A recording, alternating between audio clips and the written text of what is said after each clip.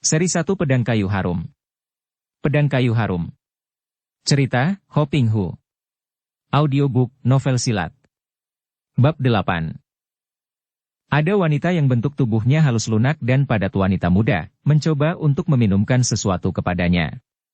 Dia tidak takut akan segala macam racun karena dia sudah kebal terhadap racun, maka tanpa ragu-ragu lagi dia menurut saja dan minum dari cawan yang ditempelkan di bibirnya. Bibir cawan yang halus, rasa anggur yang harum dan manis, mengingatkan dia akan bibir Sim Chiang Bi, gadis Huasanpai yang belum lama ini telah melayaninya dalam cinta kasih yang mesra, maka setelah minum habis anggur itu, dia berbisik. Chiang Bi, kekasihku. Akan tetapi tiba-tiba lengan yang halus itu merangkulnya lebih erat dan sepasang bibir yang hangat menyumbat mulutnya dalam sebuah ciuman yang membuat Keng Hong bergidik. Kalau Chiang Bi, betapapun mencintainya, tak mungkin dapat memberinya ciuman seberani dan sepenuh nafsu seperti ini. Hanya Cui Im yang akan dapat melakukan ciuman seperti ini. Akan tetapi Keng Hong tidak peduli melainkan menerima hal itu sebagai suatu kenikmatan, pelipur hati gelisah dan lelah setelah mengalami banyak hal yang berbahaya. Dia tidak minta, dia tidak mengajak, melainkan gadis itu sendiri yang datang dan memperkosanya. Bukan memperkosa karena dia menerima dengan senang hati. Watak gurunya menurun kepadanya. Cinta kasih wanita dianggapnya sebagai semacam rejeki yang tidak boleh ditolaknya, apalagi kalau wanita itu seperti ini, muda jelita, halus, hangat dan harum seperti serangkai bunga mawar pagi. Segar menggerahkan. Keng Hong membiarkan dirinya dihanyutkan permainan cinta kasih yang menggelora. Ia berada dalam keadaan setengah sadar. Arak yang diminumnya tidak mempengaruhinya karena gumpalan hawa beracun yang wangi ia kumpulkan di dada dan kini perlahan-lahan dia hembuskan keluar kembali. Ia teringat bahwa arak semacam ini adalah arak yang pernah diminumnya dari Angkiam Toksian Li Be Cui Im. Cui Im kah gadis ini? Keng Hong, akulah kekasihmu. Hanya akulah yang mencintaimu. Suara Cui Im kah ini? Atau suara Biao Eng? Sukar bagi Keng Hong untuk mengenal gadis ini karena malam itu sangat gelap dan api unggun yang tadi dinyalakannya telah padam. Namun dia tidak peduli dan hanya menyelamkan diri dalam lautan cinta yang memabukkan. Keng Hong sadar dari tidurnya. Mimpikah dia semalam? Ia meraba ke kiri dan membuka mata, meraba tubuh yang menggairahkan yang semalam rebah di sampingnya. Akan tetapi kosong. Tangannya hanya meraba rumput yang masih hangat. Ia membuka matanya. Cuaca tidak segelap malam tadi. Kiranya sudah menjelang fajar. Ia mendengar suara kaki di sebelah kanan, cepat menoleh dan masih tampak olehnya si Biao Eng dengan pakaian serba putihnya yang mudah dikenal itu berlari cepat meninggalkan tempat itu. Ai! Biao Eng kiranya gadis yang begitu mesra kepadanya semalam. Jantung Keng Hong berdebar dan dia meloncat bangun, berteriak. Nona Biao Eng. Akan tetapi bayangan putih itu lenyap dalam halimun pagi yang memenuhi tempat itu. Keng Hong bangun duduk, tidak mengejar, lalu mengenakan pakaiannya untuk melawan hawa yang amat dingin itu. Dilihatnya sebuah cawan kosong menggeletak di situ, dan sebuah tusuk konde berkepala bunga bue. Lagi-lagi sebuah di antara senjata rahasia si Biao Eng, agaknya jatuh tercecer. Ia melamun, bermacam perasaan mengaduk hatinya. Kemudian dia tersenyum pahit dan entah mengapa, hatinya merasa kecewa sekali. Si Biao Eng gadis itu. Gadis yang semalam menggerumutnya, yang ternyata tiada bedanya dengan Be Cui Im. Gadis yang menjadi hamba nafsu birahi, yang tidak kuat hatinya sehingga mudah tunduk ke dalam cengkeraman nafsu. Kiranya tiada bedanya antara Biao Eng dan Cui Im, bahkan Biao Eng lebih jahat lagi. Tidak hanya menjadi hawa nafsu birahi, juga hati Biao Eng amat kejam. Gadis itu telah membunuh Sim Chiang Bi, gadis Huasanpai itu secara keji sehingga gadis Huasanpai yang dia tahu benar-benar mencintainya, bukan hanya oleh dorongan hawa nafsu birahi itu tewas dalam pelukannya. Rasa kagum dan juga rasa aneh yang pernah dia kandung terhadap diri Biao Eng, mungkin karena Biao Eng adalah putri suhunya, yang mungkin juga merupakan perasaan cinta kasih yang sesungguhnya, bukan cinta nafsu yang mempengaruhi hatinya ketika dia melayani Cui Im. Bahkan ketika dia bercinta dengan Sim Chiang Bi sekalipun perasaan itu kini berubah menjadi perasaan muak dan benci terhadap Biao Eng yang timbul dari kecewa dan sesal. Mengapa putri suhunya macam itu? Karena Biao Eng membunuh banyak orang Tiat Changpang dengan senjata rahasianya, maka dia makin dibenci orang-orang Tiat Chiangpang. Karena Biao Eng membunuh Sim Chiangbi secara keji, tentu saja dia akan dimusuhi oleh Hua Sanpai dengan hebat. Dan kini secara tak tahu malu, di malam buta, Biao Eng agaknya tak dapat menahan gelora nafsu birahinya dan menggerumutnya seperti seorang pelacur. Terkutuk! Engkau tidak patut menjadi putri mendiang suhu. Engkau putri Lam Hai Sini nenek iblis itu, akan tetapi aku tidak percaya engkau putri guruku. Engkau iblis betina yang keji dan jahat, ia memaki sambil bangun berdiri, menendang pergi cawan kosong dengan jijik. Kalau dia tahu benar bahwa gadis semalam itu adalah Biao Eng, betapapun mesranya sikap gadis itu, betapapun indah menggerahkan tubuhnya, dia tentu akan menendangnya pergi. Baru sekarang, Kang Hong merasa sebal dan menyesal sekali telah menuruti hati mengejar kenikmatan dalam menyambut cinta kasih seorang gadis. Kemudian, dengan hati panas dan penuh kebencian, dia lalu berlari-lari pergi dari situ menuju ke barat. Dia sendiri tidak mengerti mengapa dia peduli akan semua yang dilakukan Biao Eng. Padahal, Cui Im juga jahat dan keji, namun dia sama sekali tidak menyesal telah bermain cinta dengan murid Lam Hai Sini yang seperti iblis itu.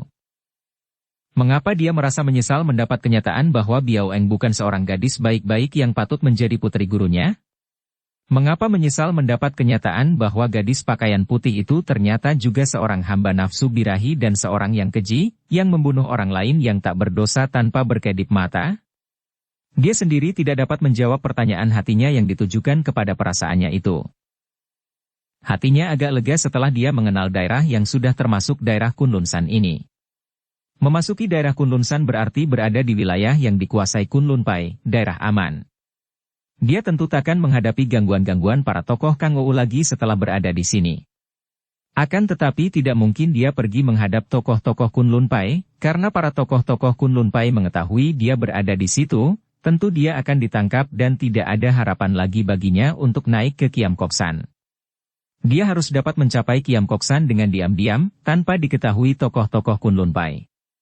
Kalau dia sudah berada di puncak Kiam Kok San, biarpun diketahui juga, takkan ada yang berani menyusulnya ke tempat itu.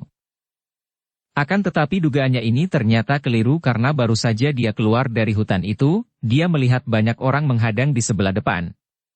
Ia tadinya mengira bahwa mereka tentulah tokoh Kunlun Pai, akan tetapi dugaannya keliru karena ketika dia sudah tiba dekat dengan mereka, dia mengenal Tosu tua yang berdiri di depan itu adalah seorang di antara para tokoh yang pernah mengeroyok suhunya, yaitu Kok Chin Chu Tosu termuda dari Kongtong Otojin, seorang tokoh Kongtong Pai yang amat lihai. Dan di sebelah belakang Tosu ini berdiri 10 orang, 8 orang pria dan 2 orang wanita yang rata-rata berusia 30 tahun, bersikap gagah dan galak, sedangkan 2 orang wanita itu pun kelihatan gagah, berwajah cantik dan bermata tajam. Ia dapat menduga bahwa 10 orang itu tentulah murid-murid Kongtong Pai. Karena dia sendiri belum pernah bentrok secara hebat dengan pihak Kongtong Pai, kecuali dengan 9 orang murid Kongtong Pai yang beberapa orang di antaranya juga seorang di antara 2 wanita cantik itu kini berada di situ, maka dia masih mempunyai harapan untuk membebaskan diri dari keadaan tidak enak dalam perjumpaannya dengan tokoh besar Kongtong Pai yang memimpin 10 orang murid itu. Ketika dia bentrok dengan 9 orang murid Kongtong Pai yang bercampur dengan 4 orang murid Hua Sanpai dan 3 orang murid Xiao Lim Pai, yang bertempur sesungguhnya adalah Cui Im dan Biao Eng dan biarpun ada yang terluka di antara beberapa orang Kongtong Pai, namun tidak ada yang sampai tewas. Ia cepat menjura penuh hormat kepada Tosu itu sambil berkata, "Selamat pagi, Totiang dan para tuaku dan cici dari Kongtong Pai yang mulia." Kok Chin Chu, Tosu yang usianya sudah 80 tahun lebih itu, memandang penuh perhatian. Dia sudah mendengar cerita para muridnya tentang pemuda murid Sinjiu Kiam Ong ini, yang kabarnya memiliki ilmu mujizat, yaitu menyedot hawa sinkang muridnya. Mendengar itu dia menjadi penasaran dan tertarik sekali, lalu mengajak mereka dan beberapa orang murid lain untuk menghadang di kaki Kunlun San karena merasa yakin bahwa sekali waktu pemuda itu tentu akan kembali ke Kunlun San. Dia tercengang melihat bahwa pemuda ini seorang bocah biasa saja, tampan dan memiliki sinar mata yang cemerlang, sikap yang sopan santun dan wajah yang berseri gembira. Juga dia terheran melihat pemuda ini seperti mengenalnya. Engkau telah mengenal Pinto?" Kang Hong tersenyum. "Tentu saja saya mengenal Totiang. Bukankah Totiang yang disebut Kok Chin Chu, tokoh termuda dari Kongtong Wolojin?" "Sian Cai." Agaknya Sinjiu Kiamong tidak menyimpan sesuatu rahasia terhadap murid tunggalnya. Bukankah engkau murid Sinjiu Kiamong si Chun Hong? Benar, Totiang. Saya Chia Keng Hong, murid dari suhu Sinjiu Kiamong dan betul pula bahwa saya mendengar segala hal tentang Kong Tong Pai dari mendiang suhu. Hal apa saja kau dengar? Bahwa Kong Tong Pai adalah sebuah partai persilatan besar yang mengutamakan kebajikan berdasarkan kegagahan, keadilan dan kebenaran. Bahwa Kong Tong Ngoto Jin merupakan 5 tokoh besar yang menjadi tulang punggung Kong Tong Pai dan bahwa suhu bersahabat baik dengan pimpinan Kong Tong Pai, kata Keng Hong, sengaja menambah untuk mendinginkan suasana. Bersahabat baik apanya? Dia telah membunuh 5 orang murid Kong Tong Pai dan engkau masih mengatakan bersahabat baik? Kalau dia bersahabat baik, tentu dia tidak akan begitu pelit untuk memberikan Siang Bokiam kepada Pinto sebagai tebusan kesalahannya kepada pihak kami. Pinto hanya mengharapkan agar engkau sebagai muridnya, dapat melihat kekeliruan gurumu dan dapat menebus semua kesalahan agar persahabatan akan terpelihara. Keng Hong menghela napas panjang. Tak lain tak bukan, ke situ juga larinya. Alangkah tamaknya kaum Kangou ini dalam mengejar ilmu. Mereka itu seolah-olah tidak ada puasnya dalam mencari ilmu-ilmu yang tinggi, seolah-olah berlomba agar menjadi jagoan nomor 1 di dunia, lupa bahwa semua itu akan musnah dan habis digerogoti waktu dan usia, akhirnya ditelan oleh kematian. Bahkan kakek yang begini tua masih begitu tamak untuk memperebutkan pusaka peninggalan suhunya.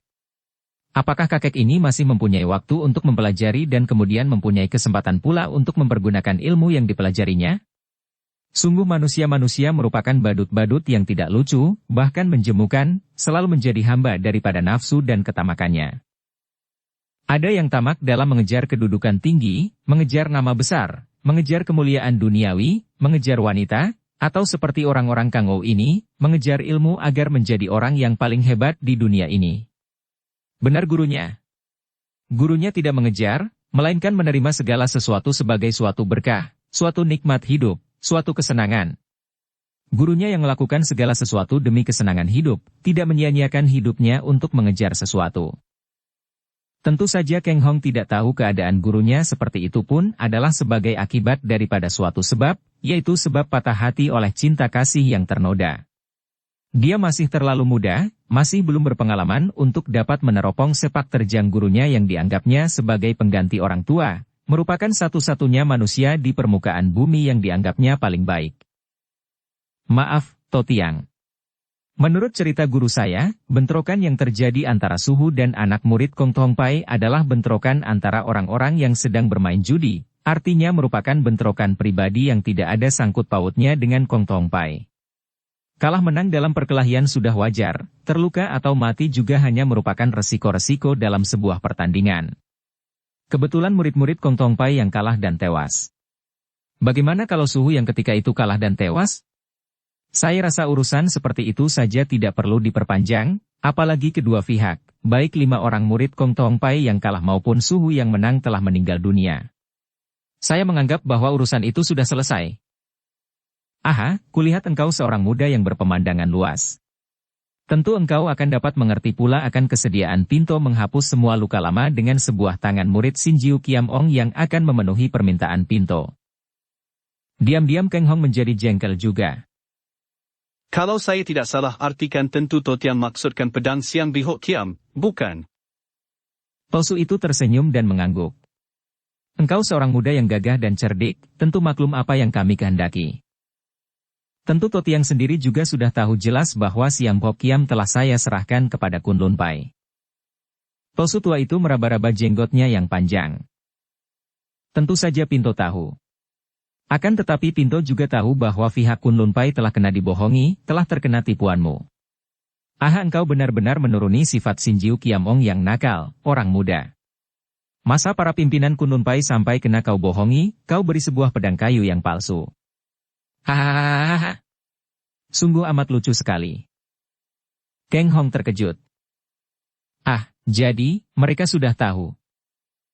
Sudah. Rahasiamu telah terbuka dan engkau berada dalam bahaya maut yang hebat. Maka mengingat persahabatan Pinto dengan gurumu, sebaiknya engkau serahkan pedang itu atau memberitahukan tempatnya kepada Pinto, dan Pinto beserta semua pimpinan Kong Tong Pai akan melindungimu. Percayalah, Kongtong Ngolojin masih memiliki cukup wibawa untuk melindungi murid Shinjiu Kiamong. Kang Hong maklum bahwa kini dia telah menambah ancaman baru bagi dirinya, menambah musuh baru yang amat hebat, yaitu pihak Kunlun Pai. Ternyata pihak Kunlun Pai telah mengetahui akan kepalsuan pedang yang dia berikan kepada Qiang Tojin. Akan tetapi, untuk menyerahkan diri berlindung kepada Kongtong Pai, dia tidak sudi. Dia sudah berbuat, dan dia sendiri pula yang harus bertanggung jawab, demikian ajaran yang dia terima dari gurunya. Bukan sengaja dia hendak menipu Kunlun Pai, adalah Kunlun Pai sendiri tidak benar, yang hendak memaksa minta pedang Siang Bok Kiam darinya. Terima kasih atas kebaikan Totiang, akan tetapi saya tidak dapat memberikan pedang itu kepada Totiang, karena pedang itu telah lenyap dan saya sendiri tidak tahu berada di mana. Wajah Tosu itu menjadi merah. Bohong kau. Terserah penilaian Totiang, akan tetapi yang jelas, saya tidak dapat memberikan pedang itu kepada siapapun juga. Chia King Hong, bocah masih ingusan seperti engkau ini berani menentang pintu. Totiang, agaknya menurut kenyataannya, baik mendiang suhu maupun saya sendiri tidak pernah menentang siapa-siapa, tidak menentang Totiang juga tidak memusuhi Kongtong Pai.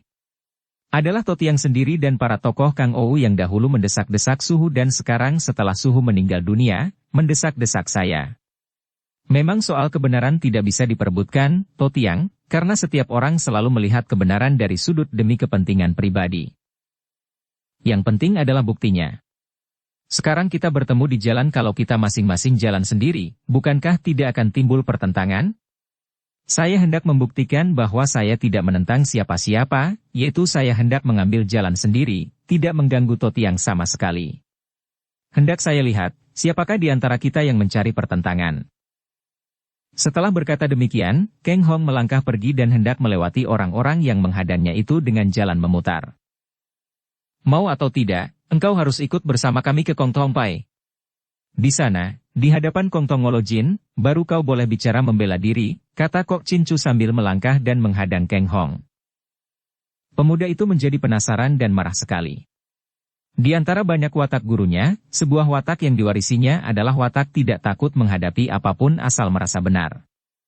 Ia maklum akan kelihayan kakek ini, maklum dari penuturan gurunya bahwa kelima orang tua Kongtong Ngolojin memiliki ilmu pukulan Ang Leong Jiaokang, cengkeraman kuku naga merah, dan amatlah ampuhnya, mengandung tenaga panas melebihi api membara dan merupakan kesaktian yang amat sukar dikalahkan. Ia pun mendengar pula bahwa selain Ang Leong Jiaokang, kelima orang kakek itu mempunyai senjata dengan keistimewaan sendiri-sendiri dan Kok Cincu ini memiliki senjata sabuk baja yang dipergunakan sebagai pecut. Akan tetapi melihat betapa kakek ini mendesak dan memaksanya, timbul sifat keras kepalanya dan dia menjawab dengan tegas. Sebaliknya, Totiang. Dengan cara apapun juga, saya tidak mau ikut ke Kongtong Pai karena tidak mempunyai urusan dengan siapapun juga di sana. Bagus, engkau berani menentang Pinto, ya. Saya bukan menentang orangnya melainkan perbuatan dan sikapnya yang tidak benar yang saya tentang. Bocah sombong.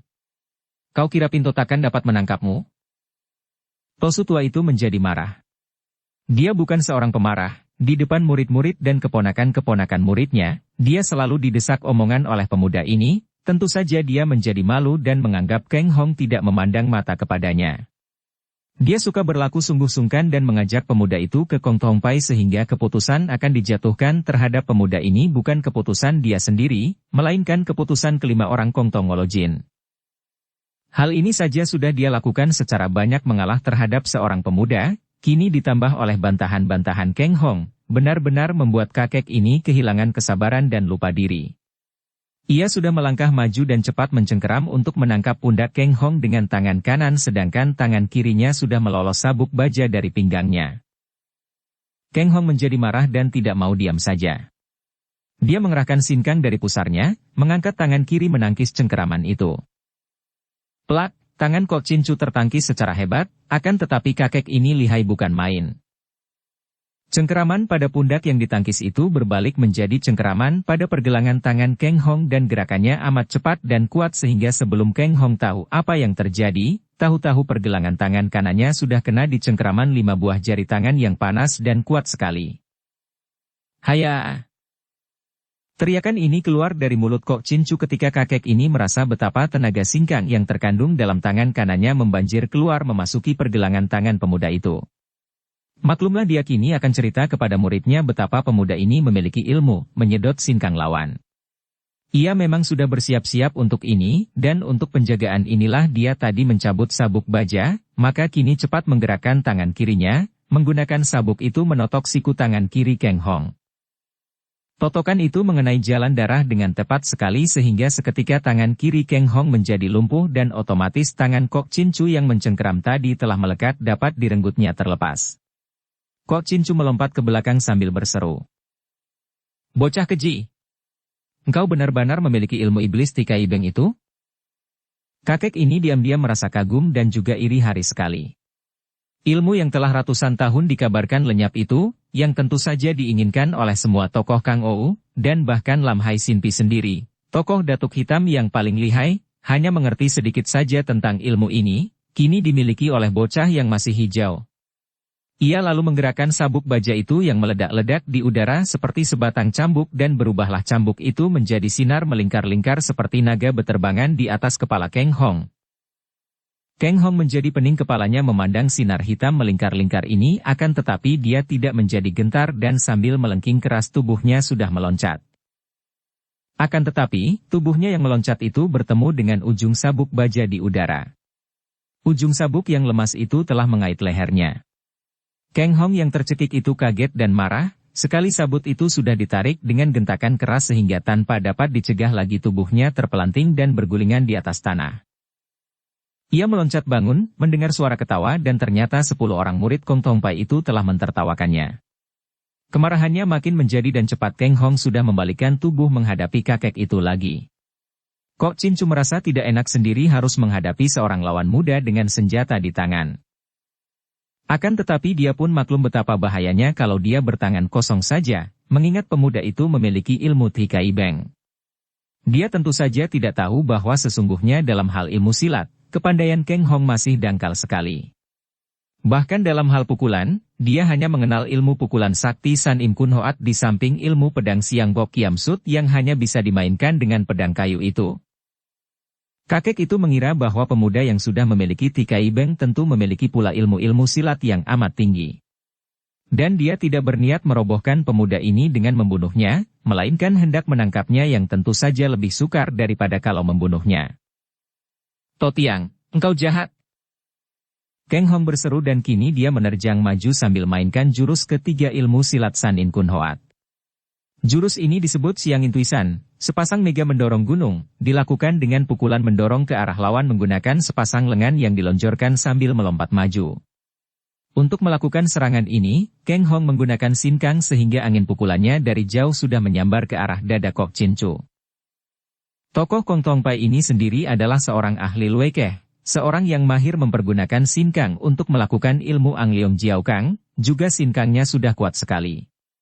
Akan tetapi, ketika angin pukulan kedua tangan pemuda itu mendorongnya dan dia merasa betapa tenaga itu amat dahsyat dan kalau dia lawan agaknya dia tidak akan kuat, dia menjadi terkejut bukan main, cepat dia melempar tubuh ke belakang dan berjungkir balik ke samping, kemudian pecutnya disabetkan ke depan mengarah tubuh Keng Hong yang masih meloncat datang.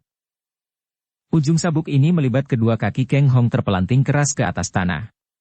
Kembali dia terjatuh dan terguling-guling dan kembali dia mendengar suara ketawa anak murid Kong Tong Pai yang baginya lebih menyakitkan daripada bantingan itu sendiri. Keng Hong melompat bangun lagi, bajunya robek pada bagian siku dan pundak, akan tetapi dia tidak peduli akan keadaan dirinya, bahkan tidak peduli akan rasa nyeri pada pinggul dan paha ketika terbanting tadi. Kemarahannya membuat dia tidak mau mengeluarkan suara, melainkan siap untuk menyerang lagi. Melihat sikap pemuda ini yang agaknya nekat dan sama sekali tidak mengenal takut, Kok Cincu menjadi makin tidak enak. "Orang muda, lebih baik engkau menyerah saja.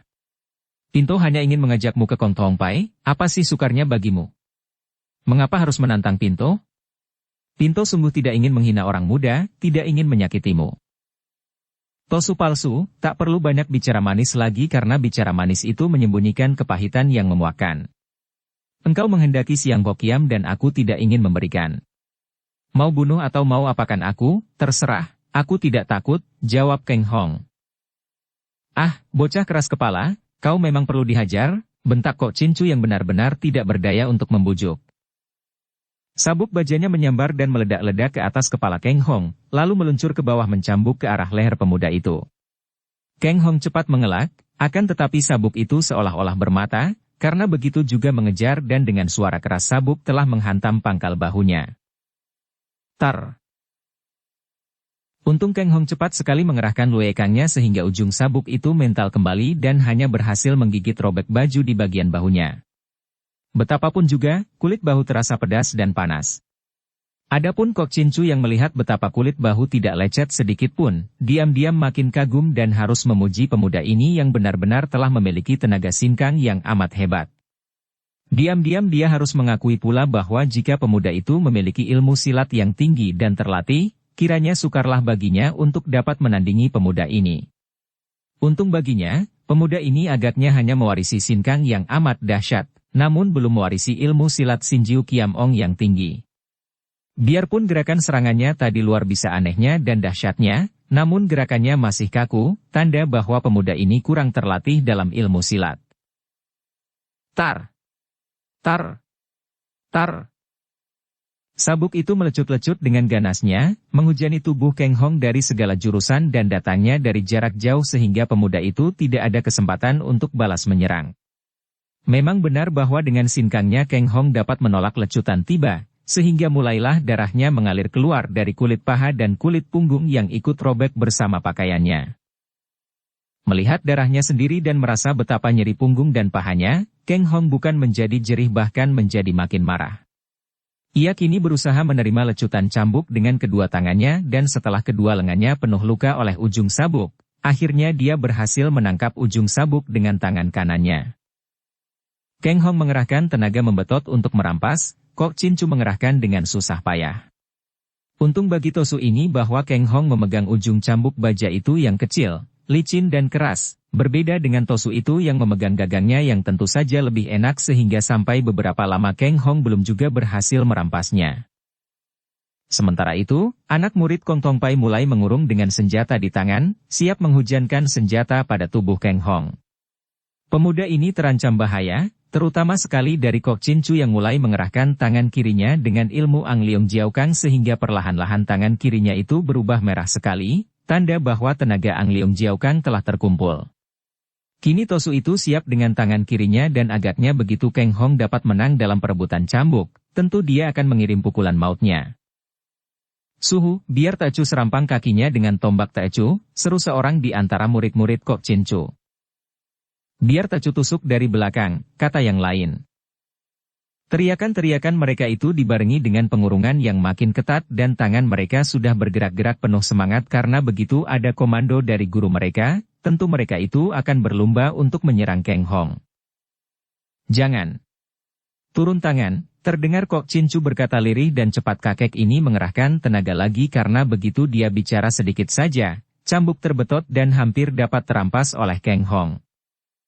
Pemuda ini pun agak berkurang kemarahannya, bahkan kalau tadi dia bernafsu membunuh kakek ini, sekarang nafsunya hilang dan dia sadar bahwa betapapun juga, kakek ini bukanlah seorang para tokoh Kang Ou lainnya, haus akan pusaka simpanan gurunya. Kakek ini masih mengenal sifat gagah buktinya dia melarang murid-muridnya turun tangan padahal kalau hal itu terjadi, sudah jelas bahwa kakek itu tentu akan dapat mengalahkannya, menangkapnya ataupun membunuhnya. Pada saat itu terdengar suara melengking tinggi dan suara ini disusul teriakan-teriakan kesakitan dan robohlah 4 murid Kong Tong Pai. Mereka roboh bergulingan lalu berkelojotan karena pelipis mereka masing-masing telah tertusuk sebatang tusuk konde berkepala bunga buaya. Pada saat itu, bayangan putih berkelebat dan si Biao Eng telah meloncat dengan gerakan ringan. Ketika tangannya bergerak, sebuah sinar putih melayang ke depan dan ujungnya menyambar ke arah mata Kok Cincu. "Haya!" Tosu itu berseru kaget melihat menyambarnya sabuk sutra putih yang amat cepat seperti ular hidup ini.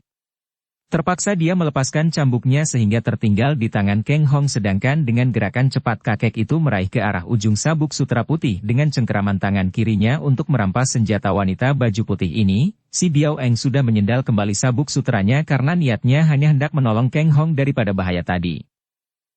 Akan tetapi Kok Cincu tidak mengerti akan niat wanita cantik yang baru datang ini. Melihat gerakan sabuk sutera putih, Kok Cincu yang juga seorang ahli memainkan senjata lemas, maklum bahwa wanita muda ini merupakan seorang lawan lihai yang sama sekali tidak boleh dipandang ringan, maka dia pikir bahwa sebelum dikeroyok dua orang muda lihai ini, lebih baik turun tangan dulu membunuh Kang Hong, baru menghadapi wanita itu. Pikiran inilah yang membuat Kok Cincu tiba-tiba meloncat ke depan menubruk ke arah Kang Hong dan mengirim serangan dengan kedua tangannya mencengkeram ke arah kepala dengan ilmu Ang Leong Jiao Kang yang luar biasa dahsyatnya. Kang Hong. Awas. Si Biawang menjerit ngeri menyaksikan dahsyatnya serangan tokoh Kong Tong Pai ini dari tangannya meluncur sinar putih.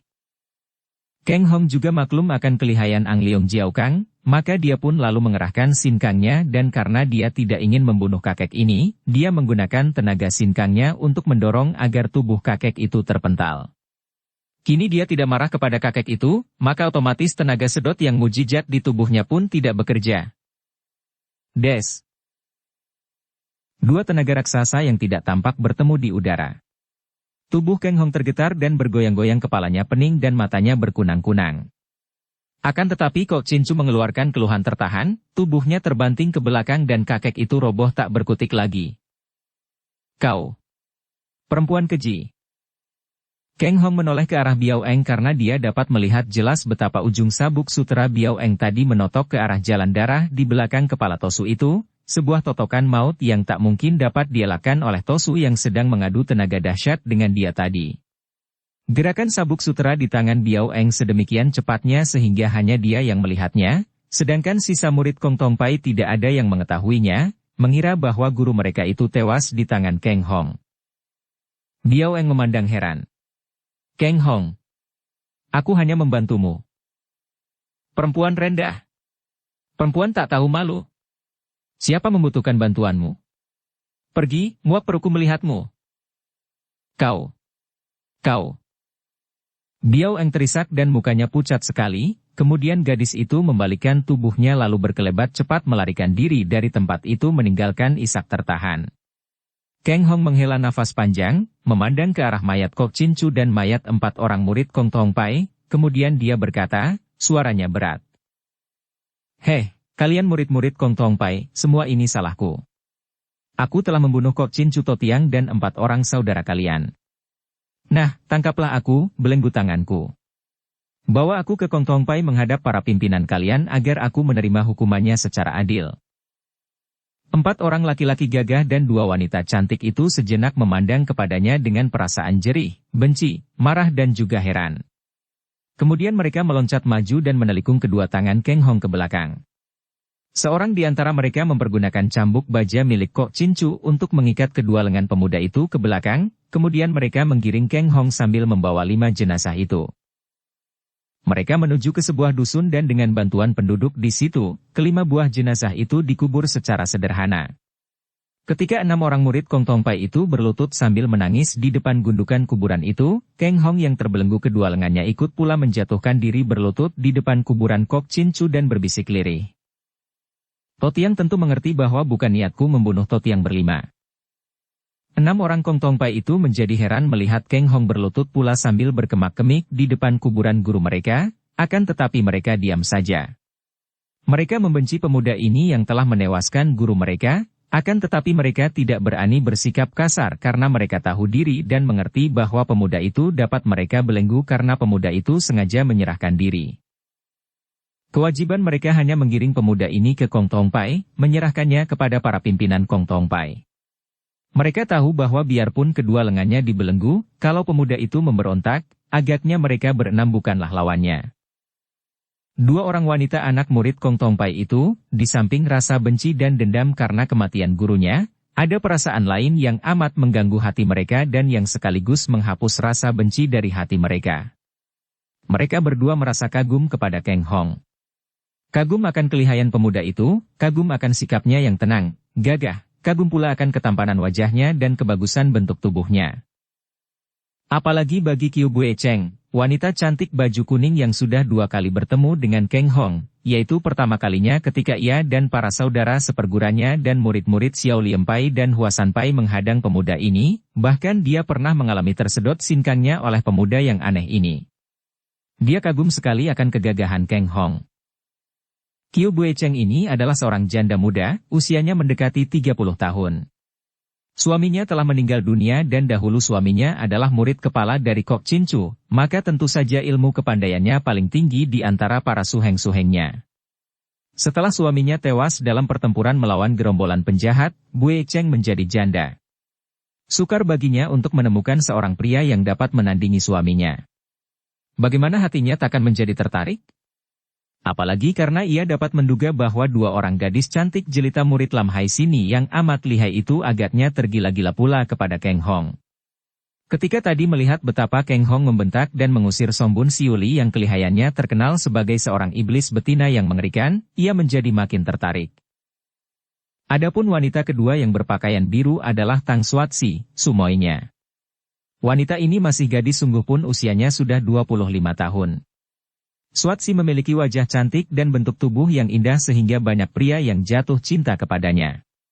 Banyak pula datang lamaran, akan tetapi gadis ini selalu menolaknya karena tidak ada seorang pun di antara para pelamar itu yang menggerakkan hatinya. Kini bertemu dengan Kang Hong, tiba-tiba saja hatinya menjadi tidak karuan rasanya. Berkali-kali gadis ini mencuri pandang, mengerling ke arah tubuh belakang Kang Hong, melihat pinggulnya, punggung dan paha yang telanjang sebagian karena pakaiannya robek-robek termakan oleh pecut baja Kok Cincu tadi.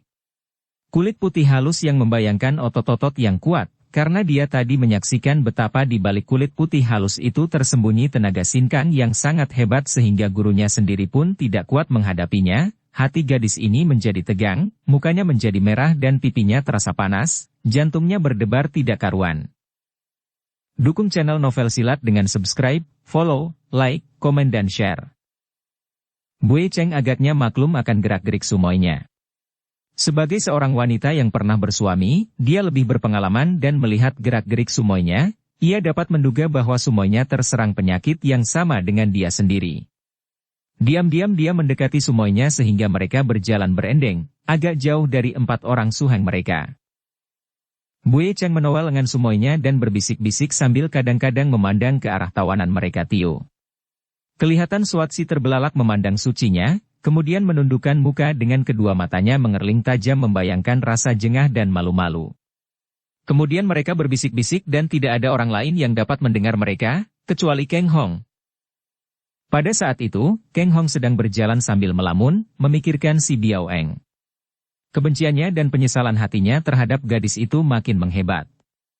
Ia mengerti bahwa gadis itu sangat mencintainya, entah cinta hanya terdorong nafsu berahi belaka, seperti yang terbukti dari pengalamannya malam itu ketika Biao Eng mendatanginya dan mencurahkan segala kemesraan terhadap dirinya, entah cinta yang lain lagi sifatnya karena buktinya secara diam-diam gadis itu selalu mengikutinya dan membantunya.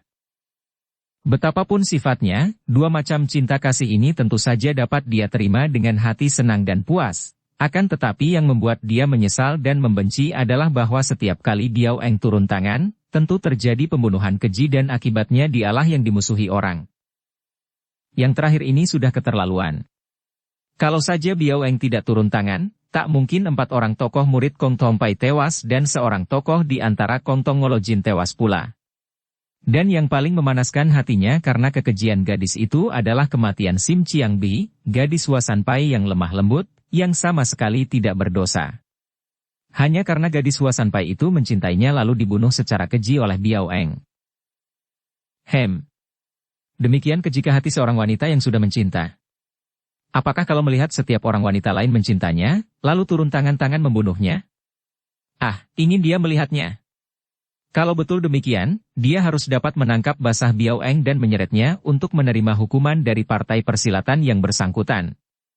Betapapun dia mempunyai perasaan sayang yang amat aneh di sudut hatinya terhadap si Biao Eng, namun mengingat akan kekejian gadis itu, dia ingin menangkap basah Biao Eng dan menyerahkannya kepada Hua Sanpai atau Kong Tongpai. Ketika dia termenung sampai di situ, tiba-tiba dia mendengar bisikan-bisikan 2 orang wanita yang berjalan agak jauh di sebelah belakangnya.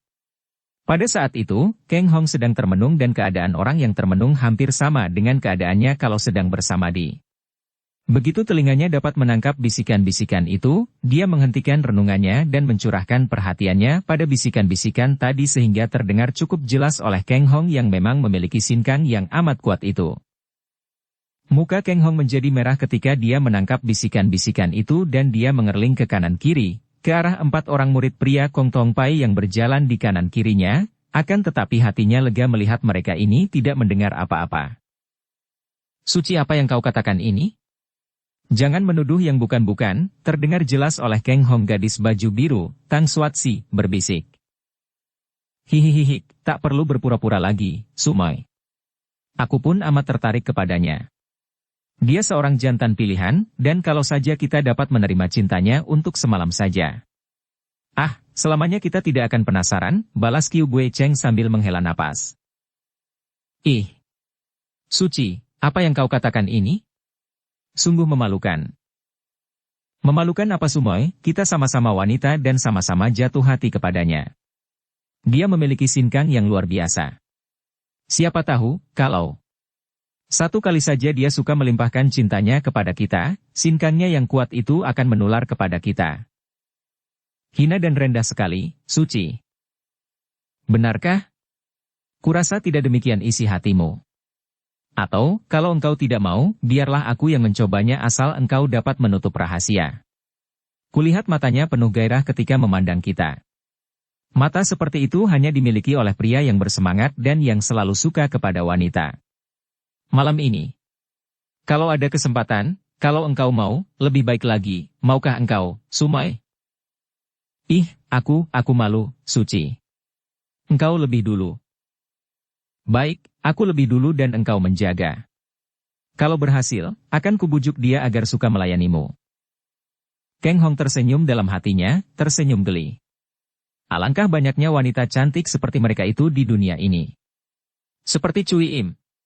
Bahkan Biao Eng, yang tadinya dia sangka lain daripada yang lain, bukan penghamba nafsu berahi, kiranya juga sama saja.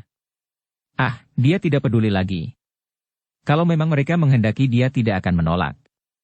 Mereka itu manis-manis dan apakah kata gurunya? Uluran cinta kasih wanita merupakan anugerah nikmat yang tidak semestinya dibiarkan sia-sia, tentu saja kalau engkau sendiri tertarik kepadanya. Kalau tidak sekalipun, jangan menolak secara kasar karena hal itu akan menyakiti perasaannya yang halus. Tidak ada sakit hati yang lebih parah bagi seorang wanita daripada ditolak cintanya oleh seorang pria. Dia akan melayani mereka bahkan akan membuka jalan. Hal ini bukan sekali-kali karena dia sudah tergila-gila kepada mereka atau sudah terlalu mendesak keinginannya untuk bermain cinta dengan mereka. Sama sekali bukan. Terutama sekali karena dia kini mendapat jalan untuk memancing Biao Eng. Bukankah Biao Eng membunuh Sim Chiang Bi karena gadis Hua Sanpai itu mencintainya? Nah, biarlah 2 orang murid wanita Kong Tong Pai ini bermain cinta dengannya agar Biao Eng turun tangan pula membunuh mereka. Akan tetapi sekali ini dia akan waspada, tidak akan tertidur pulas dan akan selalu menjaga agar dia dapat menangkap Biao Eng kalau gadis itu berusaha membunuh mereka, dan tentu saja dia akan berusaha mencegah pembunuhan atas diri kedua orang murid Kong Tong Pai ini. Malam itu, rombongan murid Kong Tong Pai bermalam di sebuah dusun. Karena mereka tidak ingin mengganggu penduduk dusun itu, di dalam dusun kecil itu tidak terdapat rumah penginapan, terpaksa mereka lalu berada dalam sebuah kuil tua yang sudah kosong. Hati para murid Kong Tong Pai itu sedang risau dan berduka berhubung dengan kematian guru mereka, dan Kang Hong merupakan seorang tawanan yang sukarela, tidak perlu dijaga lagi karena andai kata mau melarikan diri, biar dijaga sekalipun akan percuma dan tetap akan dapat lari. Maka 4 orang murid pria dan 2 orang murid wanita itu segera merebahkan diri mengaso di lantai kuil setelah mereka makan malam dan lantai itu disapu bersih oleh Bue Cheng dan Suatsi. Tentu saja, seperti biasa, Bue Cheng dan Suatsi memisahkan diri. Biarpun 4 orang itu adalah suheng-suheng mereka, namun sebagai wanita tentu saja mereka merasa tidak leluasa untuk tidur dalam suatu ruangan dengan mereka. Apalagi di situ terdapat Kang Hong dan lebih-lebih lagi karena mereka berdua diam-diam mempunyai rencana rahasia. Malam itu, menjelang tengah malam, Bue Cheng berindap memasuki ruangan belakang di mana Kang Hong tidur. Pemuda ini memang sengaja memilih ruangan terpisah untuk tidur. Dengan suara gemetar Bue Cheng berbisik. Kang Hong. Kang Hong memang belum tidur, dia masih duduk bersandar tembok kuil. Ah, engkaukah itu? Apakah kehendakmu? Aku ingin membuka belenggumu. Amat tidak enak tidur dengan kedua tangan terbelenggu. Kang Hong tersenyum dan mengangkat kedua tangannya yang sudah bebas. Dia telah membuka sendiri belenggu tangannya yang dia taruh di atas lantai. Aku sudah bebas dan siap menantimu, Nona. Ataukah perasaan cintamu yang kau bisikan siang tadi sudah berubah? Bue Cheng makin kaget. Kau dapat mendengarkan percakapan itu? Tentu saja, dan aku merasa girang sekali. Kalian adalah nona-nona yang cantik manis. Akan tetapi, kita harus keluar dari kuil ini. Tidak enak rasanya kalau kita bersenang-senang di sini, di mana para suhengmu tidur. Dan ajak sumoimu. Kita bertiga berjalan-jalan di kebun belakang kuil. Bagaimana, maukah? Dengan kedua pipi kemerahan Bue Cheng hanya mengangguk-angguk, tanpa dapat mengeluarkan suara, kemudian tertawa kecil dan berlari-larian pergi untuk memanggil sumoinya. Kang Hong sudah melangkah keluar dari kuil menuju ke kebun bunga yang berada di belakang kuil. Seperti kuil itu sendiri, kebun itu pun tidak terpelihara, namun masih banyak bunga-bunga liar tumbuh di situ dan ditumbuhi rumput tebal. Kang Hong yang hendak mempergunakan pertemuannya dengan dua orang murid wanita Kong Tong Pai ini sebagai pancingan kepada Biao Eng, memilih tempat terbuka dan duduklah dia di atas tanah yang bertilam rumput hijau tebal. Tak lama dia menanti dan tampaklah Bue Cheng, janda muda ini yang begitu tiba di tempat itu, lalu menarik sumoinya duduk di dekat Kang Hong, kemudian sambil tersenyum ia merangkul Kang Hong yang balas memeluknya. Ah, engkau begini tampan, begini gagah, Bue Cheng berbisik. Karena memang sudah memiliki dasar batin lemah terhadap godaan nafsu, biarpun tadinya sungkan dan malu, atas desakan Bue Cheng dan keramahan Kang Hong, akhirnya Swatsi mulai berani pula membalas rangkulan Kang Hong. Pemuda ini melayani kedua orang murid Kong Tong Pai yang dimabuk nafsu itu dengan penuh kesediaan dan keramahan, akan tetapi dia hanya mencurahkan perhatiannya setengah saja untuk itu, karena sebagian perhatiannya lagi dia kerahkan untuk meneliti keadaan sekeliling kebun itu dan untuk dapat menangkap basah. Apabila Biao Eng turun tangan melakukan serangan kejam terhadap dua orang nona dalam pelukannya. Menjelang fajar, Swatsi sudah tertidur kelelahan, dan Bue Cheng masih membelai dan memeluk Kang Hong. Janda ini benar-benar tergila-gila kepada pemuda perkasa itu dan dia berbisik-bisik mesra.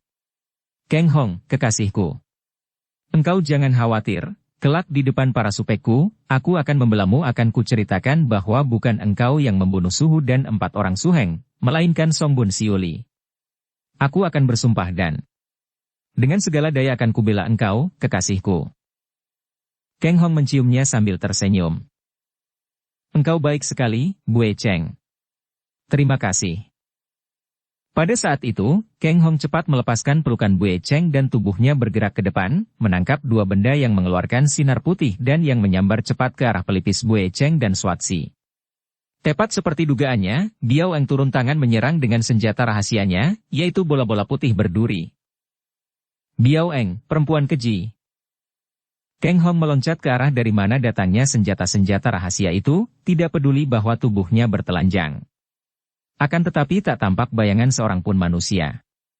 Kang Hong cepat-cepat kembali dan mengenakan pakaian, sedangkan dua orang wanita itu sudah cepat kembali ke dalam kuil. Karena tidak berhasil menangkap Biao Eng, Kang Hong dengan hati panas kembali ke ruangan belakang kuil, lalu tertidur sampai pagi. Pada keesokan harinya, dengan wajah berseri dan kedua pipi kemerahan, Bue Cheng dan Swatsi telah memasak makanan. Pagi-pagi benar mereka telah membeli beberapa ekor ayam dan gandum dari penduduk dusun, bahkan Bue Cheng membawa pula seguci arak. Kang Hong yang melihat betapa wajah mereka berseri, diam-diam harus mengakui bahwa mereka itu cantik-cantik dan manis, maka hatinya menjadi makin girang. Apalagi melihat Swatsi yang menahan senyum dan dengan malu-malu kadang-kadang mengerling ke arahnya, dia mengakui gadis ini dan membandingkannya dengan Chiang Bi. Untung bahwa dia bersikap waspada, kalau tidak, tentu dua orang wanita cantik ini sekarang telah menjadi mayat, pelipis mereka pecah oleh dua bola putih berduri, korban keganasan Biao Eng. Ia makin marah dan benci kepada Biao Eng. Wah, Jiwie Xiaoqia, nona berdua, sungguh rajin. sepagi ini sudah mendapatkan makanan pagi yang lengkap. Keng Hong berseru gembira sambil mendekati seorang murid Kong Tong Pai minta dibukakan belenggunya. Murid Kong Tong Pai itu membuka belenggu tangannya untuk memberi kesempatan Keng Hong ikut makan pagi. Ada araknya pula. Dari mana Jiwie bisa mendapatkan arak? Suatsi tidak dapat mengeluarkan suara. Ia masih merasa malu dan jengah sehingga khawatir kalau suaranya akan gemetar. Bue Cheng tersenyum dan menjawab. Kebetulan sekali ada seorang wanita petani membawa hendak ditawarkan kepada kita. Aku lalu membelinya dan araknya baik sekali, wangi. Setelah masakan gandum dan ayam matang, makanlah Keng Hong bersama 6 orang murid Kong Tong Pai itu dan kalau melihat keadaan mereka itu, Keng Hong sama sekali bukan seperti seorang tawanan, melainkan seorang sahabat baik. Bahkan 4 orang murid laki-laki Kong Tong Pai kini sudah mulai mengajaknya bercakap-cakap dan berkelakar. Ketika Bue Cheng membagikan arak dan menuangkan arak pada cawan masing-masing yang diambilnya dari bungkusan perbekalan mereka, tercium bau arak yang wangi dan sedap sekali. Mereka menjadi gembira dan segera mengangkat cawan arak dan minum arak yang ternyata manis dan enak sekali. Akan tetapi, tiba-tiba Keng Hong mengerutkan aslinya ketika arak itu melalui lidahnya. Mulutnya yang sudah amat kuat merasakan keanehan yang berada di dalam arak, racun. Akan tetapi lidahnya begitu tersentuh racun itu sudah dapat merasai dan tahulah dia bahwa dia hendak diracun. Keng Hong tersenyum ketika dia mengerling ke arah Suatsi yang kebetulan mengerling ke arahnya pula dari balik cawannya. Tentu cawan untuknya itu yang diberi racun. Diam-diam dia mengeluh hatinya. Agaknya kedua orang wanita itu, ataukah Bue Cheng itu karena dia tidak percaya bahwa Suatsi yang begitu halus dan mesra akan suka meracuninya, sengaja hendak membunuhnya karena khawatir kalau peristiwa semalam akan terbongkar dan diketahui orang lain. Kalau Keng Hong mati, tentu rahasia itu takkan pernah dapat terbongkar lagi. Begini kejamkah wanita? Keng Hong hanya mengeluh dalam hati akan tetapi terus meneguk habis araknya karena baginya, racun itu tidak akan ada bahayanya.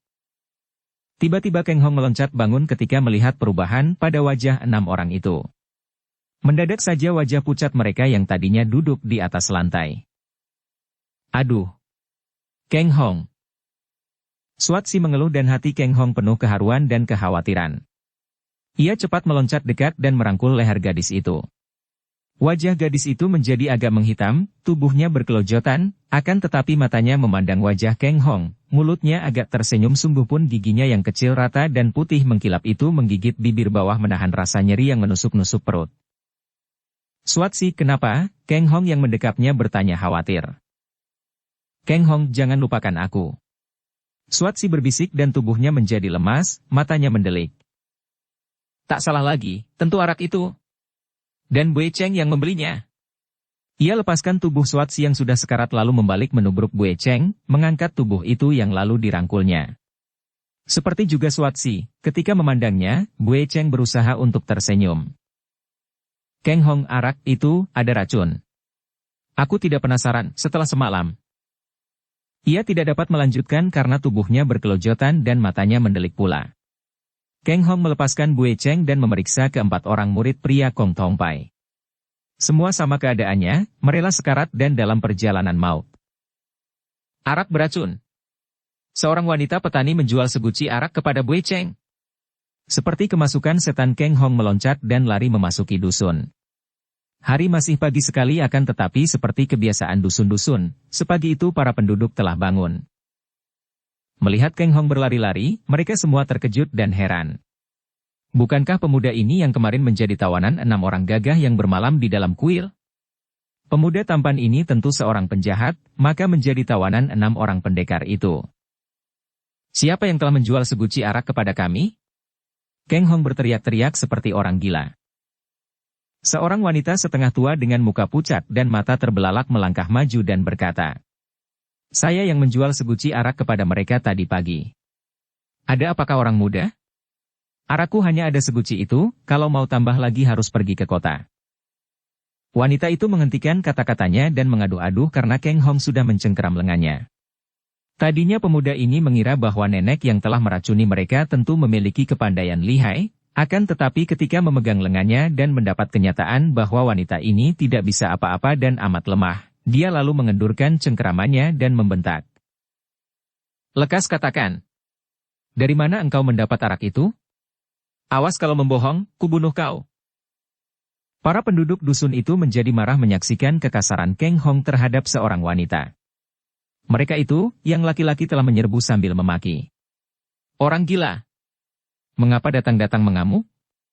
Engkau adalah seorang tawanan, tentu seorang jahat. Melayanglah pukulan dan tendangan ke tubuh Keng Hong. Namun pemuda ini tidak memperdulikan mereka semua dan tetap memegangi lengan wanita setengah tua yang menggigil ketakutan. Terdengar suara babikbu ketika serangan itu mengenai tubuh Keng Hong, disusul teriakan-teriakan mengaduh-gaduh para penyerang itu sendiri karena kaki tangan mereka bertemu dengan tubuh yang kerasnya seperti baja. Dia setan. Siluman, teriakan-teriakan mereka yang mengaduh-gaduh ini membuat suasana di situ menjadi gaduh sekali. Saudara-saudara jangan bertindak sembrono. Keng Hong berteriak, saya hanya tentang arak kepada wanita ini, karena semua sahabatku yang minum arak itu kini mati semua. Mendengar ini, orang-orang dusun itu menjadi pucat mukanya dan otomatis mereka melangkah mundur memandang ke arah wanita dengan mata terbelalak. Wanita itu sendiri lalu menjatuhkan diri berlutut sambil menangis. Aku tidak tahu apa-apa. Aku tidak tahu tentang arak dan tentang racun. Seguci arak itu kuterima dari seorang puteri dengan pesan agar kuberikan kepada rombongan yang menginap di kuil. Dan karena Niochu, Nona, itu berbaik hati memberi hadiah uang, tentu kuterima. Keng Hong melepaskan cengkeraman tangannya dan mendorong tubuh wanita setengah tua itu yang terhuyung ke belakang sambil memegangi pergelangan tangan yang terasa nyeri, menangis dengan muka pucat. Lekas katakan, seperti apa macamnya Nona yang memberi arak kepadamu itu? Dia masih muda cantik sekali seperti Dewi. Pakaiannya serba putih, suaranya halus dan... Akan tetapi Keng Hong sudah meloncat pergi dan sebentar saja lenyap dari depan para penduduk yang melongo keheranan. Keng Hong tidak menjadi heran mendengar keterangan wanita dusun itu karena memang sudah disangkanya. Tangan keji Biao Eng lagi. Siapa lagi kalau bukan Biao Eng yang menggunakan racun membunuh 6 orang Kong Tong Pai itu? Pagi tadi, menyaksikan 2 orang gadis Kong Tong Pai dilayani bercinta kasih oleh Keng Hong, dalam cemburunya gadis berwatak iblis itu menyerang dengan senjata rahasia. Kemudian, karena ada Keng Hong yang menghalangi niat kejinya, ia lalu menggunakan racun secara keji dan cerdik sekali.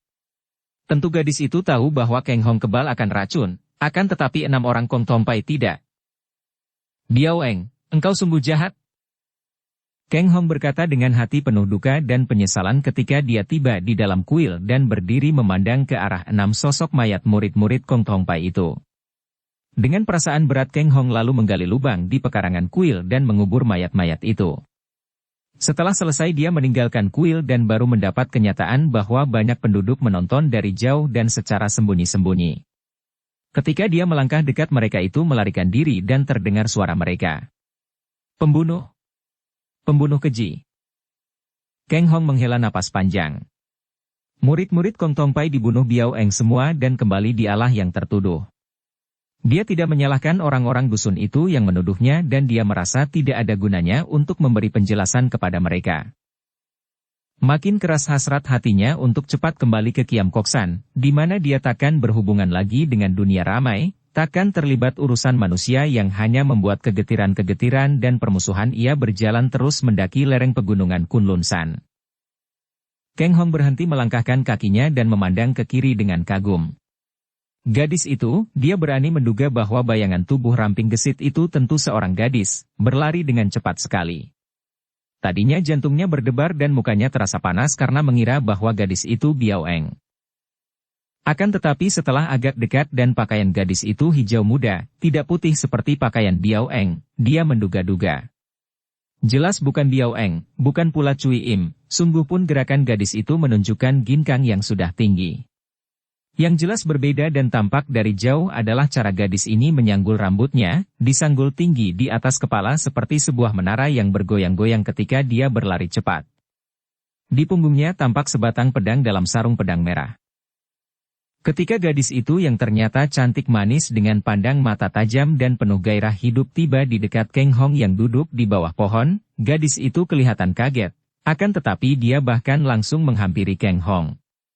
Sejenak gadis itu memandang tajam kemudian mengangkat kedua tangan ke depan dada sebagai penghormatan ketika dia bertanya. Maafkan kalau aku yang sesat jalan mengganggu tuaku dengan pertanyaan. Kang Hong tersenyum. Senang hatinya menyaksikan sikap gadis yang membayangkan kegagahan ini ternyata amat peramah dan sopan santun. Ia cepat bangkit berdiri dan membalas penghormatannya, kemudian menjawab. Sudah sewajarnya kalau dua orang yang saling jumpa di tempat sesunyi ini saling bertanya. Nona hendak bertanya tentang apakah? Gadis itu kembali tertegun.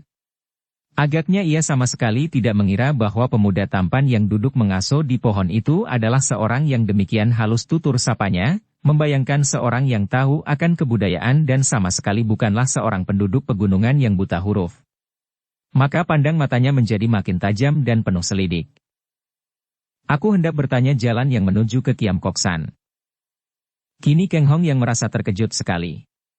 Akan tetapi hanya sebentar karena dia segera dapat menekan perasaannya dengan pengertian bahwa sekarang ini agaknya Kiam Kok San menjadi mercusuar bagi orang-orang Kang Ou, menjadi seperti sebuah lampu yang menarik datangnya laron dan kupu-kupu. Ia menarik nafas panjang, kemudian mencari jalan untuk mengetahui siapakah gerangan nona muda ini yang ikut-ikutan memperebutkan pusaka Kiam Kok San. Karena hanya orang yang ingin mendapatkan pusaka-pusaka suhunya sajalah yang bertanya-tanya tentang Kiam Kok San. Pertanyaanmu mengejutkan hati Nona. Kiam Kok San bukanlah sebuah tempat yang dikenal semua orang. Bolehkah aku mengetahui namamu dan keperluannya mencari tempat seperti itu? Perkenalkan, aku Shichia. Harap engkau suka berbaik hati menunjukkan jalan itu kalau kau mengetahuinya. Cia tuako. Namaku adalah Tan Hun Bue dan tentang keperluanku dengan Kiam Kok San adalah urusan pribadiku. Kalau engkau mengetahui tempat itu dan dapat menunjukkan jalan untukku, aku akan berterima kasih sekali. Kalau engkau mengetahui, biarlah aku pergi mencari sendiri, tidak perlu terlalu lama di sini. Kang Hong tersenyum. Aku tahu pula mengapa Nona datang mencari Kiam Kok San. Bukankah Nona putri ketua Hekau Piao Kiok bernama Tan Kaisek? Nona itu terkejut sekali dan tangannya bergerak secara otomatis hendak meraba pedangnya sambil bertanya dengan suara nyaring. Engkau siapakah? Apakah engkau murid Kunlun Pai dan hendak menghalangi aku mencari Kiam Kok San? Kang Hong tersenyum, lalu membalikkan tubuh membelakangi Nona itu, menghampiri pohon dan duduk kembali di bawah pohon yang teduh. Setelah duduk menghadapi Nona itu dia berkata, Tenanglah, Nona dan tak perlu mencabut pedang itu. Aku bukan murid Kunlun Pai dan juga tidak akan menghalangi orang. Marilah duduk di sini dan dengarlah dulu kata-kataku, baru kutunjukkan padamu jalan ke Kiam Kok San. Tan Hun Bue, gadis itu, menjadi curiga. Akan tetapi karena dia percaya akan kepandaiannya sendiri, dia tidak takut dan menghampiri lalu duduk agak jauh di atas sebuah batu, menghadapi pemuda yang ia dapat menduga tentu bukan orang sembarangan itu. Orang yang tahu akan adanya Kiam Kok San kiranya bukan sembarangan orang. Siapakah engkau dan bagaimana engkau dapat mengenal ayahku? Sudah kukatakan bahwa aku Shichia dan tentang ayahmu, pernah aku bertemu berkenalan. Aku tahu bahwa ayah dan ibumu pernah mendatangi Kiam Kok San untuk memusuhi Sinjiu Kiamong akan tetapi gagal dan dikalahkan oleh kakek itu. Apakah kedatangan Nona ini ada hubungannya dengan urusan itu? Kembali gadis itu terkejut dan terheran-heran. Bagaimana pemuda tampan dan halus tutur sapanya ini mengetahui akan hal itu? Ia tidak suka urusan pribadi orang tuanya dibicarakan orang lain, maka ia menjawab singkat. Dendam besar antara keluarga kami dengan Sinjiu Kiamong adalah urusan pribadi, tidak perlu aku membicarakannya dengan orang lain. Kalau engkau mengetahui jalan ke Kiam Kok San dan suka menunjukkannya kepadaku, harap katakan sekarang juga. Nanti dulu, Nona. Mengapa Nona berkeras hendak mendatangi Kiam Kok San? Kakek berjuluk Sinjiu Kiamong itu telah meninggal dunia, dengan demikian maka urusan yang ada antara beliau dan orang tua sudah terhapus. Sepasang alis menjelirit hitam itu bergerak-gerak, indah sekali dalam pandangan Kang Hong, bibir yang merah itu bergerak cepat. Terhapus bagaimana? Enak saja. Dia seorang yang amat jahat, seorang manusia sombong dan keji, yang telah menghancurkan kebahagiaan keluarga ayahku. Terlalu keras engkau menjatuhkan keputusan, Nona. Aku pun telah mengetahui akan urusan antara Sinjiu Kiamong dan orang tuamu. Bukankah dahulu orang tuamu sebagai piausu dari Hekau Piao Kiok pernah dirampok oleh kakek itu dan dirampas benda-benda perhiasan milik seorang pembesar tinggi? Bukan itu saja. Bahkan dia berani mengganggu putri dari menteri. Bukan mengganggu, hanya karena keduanya sama suka. Putri itu tadinya ditawan dengan maksud dimintakan uang tebusan dan Shinjiu Kiamong melakukan hal ini sebagai pengajaran karena sang menteri adalah seorang pejabat tinggi yang selain korup juga menindas rakyat mengandalkan kekuasaan. Akan tetapi putri itu jatuh cinta kepada Shinjiu Kiamong sehingga terjadilah hubungan cinta kasih antara mereka. Urusan itu gak ada sangkut pautnya dengan orang tuamu? Piokiok ayahku menjadi tercemar namanya, dan menyeret pula nama besar ayahku. Pendeknya, aku tidak terima. Biarpun Shinjiu Kiamong telah meninggal, dia masih berhutang kepada ayahku, dan aku harus mendapatkan kembali harta pusaka yang dia rampok karena itu menjadi hakku, di samping pusaka lainnya yang ditinggalkannya. Aku akan menggeledah Kiam Kok-san. Kang Hong tersenyum lebar. Nona, berpikirlah masak-masak. Dendam digerakkan oleh benci, dan siapa yang membenci orang lain berarti membenci diri sendiri. Shinjiu Kiamong telah meninggal dunia, mengapa engkau masih menaruh dendam? Padahal, engkau sendiri tidak mempunyai urusan dengan dia, mengenal pun tidak. Perlukah dendam dibawa sampai menurun dari ayahmu kepadamu? Menurutkan dendam, berarti engkau mengikatkan dirimu dengan tali temali karma yang amat ruwet, Nona. Bukankah dengan demikian engkau akan menyia-nyiakan waktu hidupmu? Perlukah engkau memenuhi permintaan orang tuamu yang begitu tega menyuruh seorang gadis muda seperti Nona menempuh bahaya besar, hendak mendatangi Kiam Kok-san yang tak dapat didatangi oleh orang-orang sakti di dunia Kangou? Orang tuamu benar-benar berpemandangan picik. Ayah ibuku telah meninggal dunia. Ah, maaf. Aku tidak tahu. Mereka telah meninggal dunia, meninggalkan aku seorang diri. Mereka meninggal karena tekanan batin, karena tidak mampu membalas kepada musuh besar kami. Aku sebagai putrinya harus melanjutkannya, harus dapat merampas kembali benda-benda berharga yang dahulu dirampas Shinjiu Kiamong. Aku akan. Engkau ini siapakah yang tahu akan segala hal? Tentu saja aku tahu, Shinjiu Kiamong adalah mendiang guruku. Bagus. Ada yang mewakili menerima pembalasan keluarga Tan. Sambil berkata demikian, gadis itu sudah meloncat ke belakang dan mencabut pedangnya. Gerakannya cepat sekali maka Kang Hong dapat menduga bahwa tentu gadis itu telah mewarisi ilmu kepandaian ayah bundanya. Ia diam saja, hanya duduk sambil memandangi gadis itu dengan wajah tenang. Hayo bangkitlah engkau murid Shinjiu Kiamong. Bangkitlah agar segala perhitungan lama dapat dibereskan saat ini.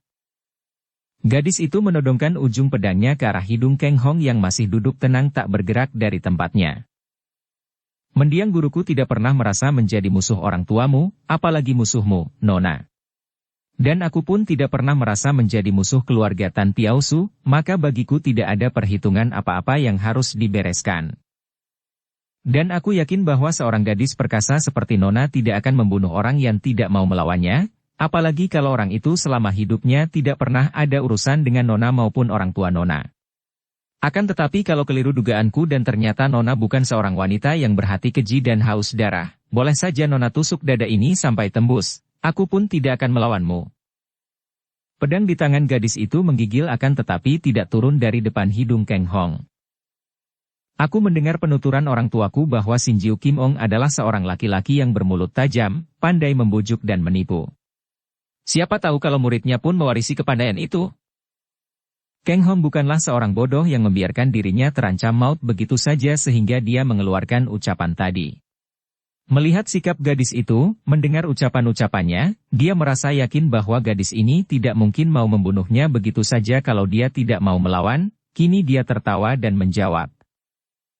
Nona, biarpun kau buka dada ini, engkau takkan mendapatkan niat buruk dalam hatiku terhadapmu.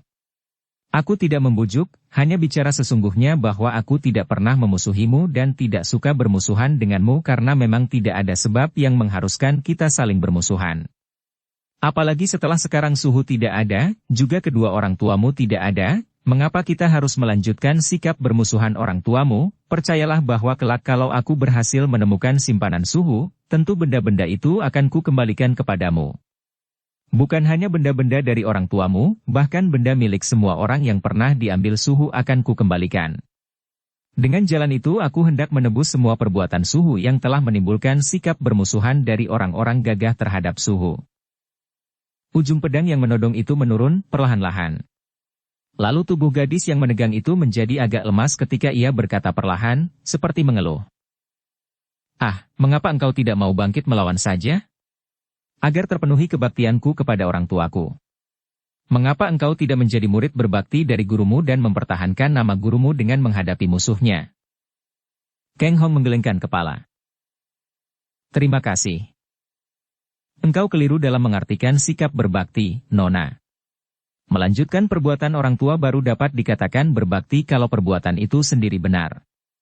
Akan tetapi kalau perbuatan itu tidak benar, maka kewajiban seorang berbakti adalah membetulkan perbuatan itu, tidak melanjutkannya.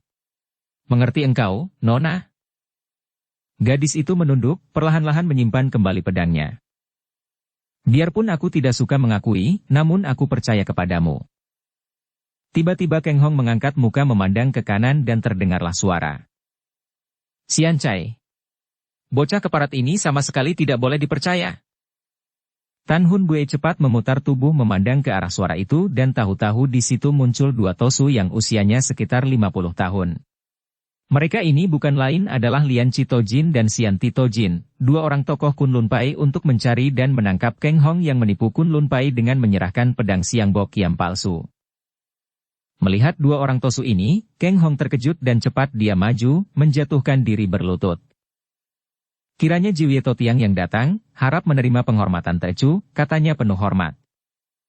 Sejak kecil Kang Hong hidup di Kunlun Pai dan tak pernah dia kehilangan rasa terima kasihnya kepada Kunlun Pai, terutama kepada Kiang Tojin yang telah menolong nyawanya dan telah memeliharanya. Dua orang tosu ini adalah adik seperguruan Kiang Tojin, tentu saja dia bersikap amat hormat. Cia Kang Hong. Tahukah engkau akan dosamu terhadap Kunlun Pai? Bentak Xian Titojin sambil menggerakkan ujung lengannya yang panjang dan sikapnya keren. Tecu telah banyak menerima budi kebaikan Kunlun Pai dan belum sempat membalasnya. Hal itu sudah merupakan dosa. Tak usah memutar lidah, bentak Lian Chitojin yang seperti suhengnya, amat marah kalau mengingat betapa Kunlun Pai sampai bentrok antara saudara sendiri, dan betapa Kunlun Pai didatangi banyak tokoh-tokoh Kang Ou yang mengganggu. Apalagi kalau teringat akan penipuan pedang palsu. Engkau telah menipu kami, menipu guru kami dengan menyerahkan pedang Siang Bok Kiam palsu. Apakah kau hendak menyangkal dosa besar ini? Kang Hong menundukkan mukanya dalam keadaan masih berlutut. Tecu tidak menyangkal, dan memang hal itu benar telah Tecu lakukan.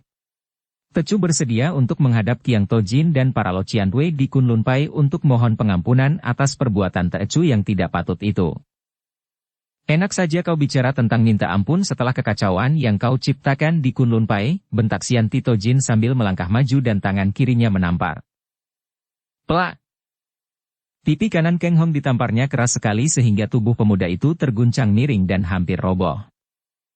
Kalau kami tidak menerima perintah untuk menangkapmu hidup-hidup dan menyeretmu ke depan kaki suhu, tentu sekarang juga Pinto membunuhmu, bocah keparat. Ucapan ini keluar dari mulut Lian Chitojin yang juga menggerakkan tangan ke depan, menampar pipi kiri Kang Hong.